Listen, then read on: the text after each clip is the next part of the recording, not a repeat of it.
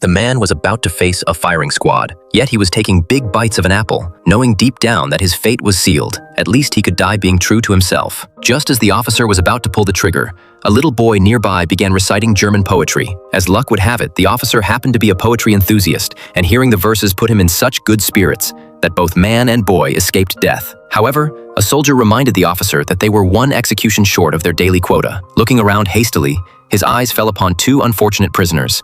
So he called one over, casually took his hat, and tossed it into the distance. This was the notorious killing factory, known as Auschwitz concentration camp. Here, prisoners worked endless hours each day, yet their meals consisted of nothing more than a bowl of rancid slop.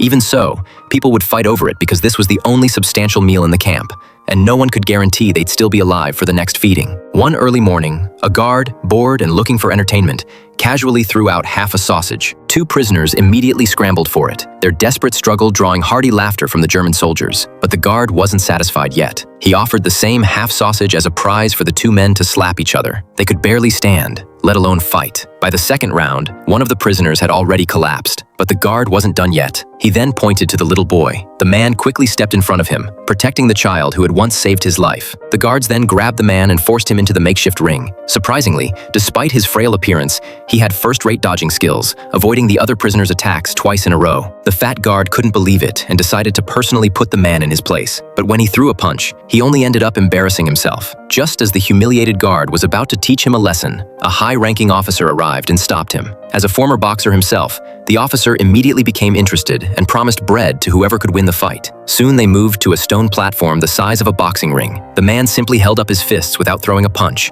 Only the officer recognized this as professional boxing etiquette. After they touched gloves, the match began. The officer threw a series of combination punches, all of which the man easily dodged. Now getting into the spirit, the man loosened his suspenders, ready to show his true skills. When a guard saw the officer get hurt, he grabbed a shovel to even the score, but was stopped. Through their conversation, it was revealed that the officer had been Hamburg's champion in 1938, and he recognized the man's true identity, Teddy, the boxing champion of Warsaw, a fighter who had perfected the art of evasion to an extraordinary level. This match made him a special presence in the concentration camp, a prisoner boxer who entertained the German officers. Not only did he get an easy job working in the stables, but he also received treatment that other prisoners couldn't even dream of.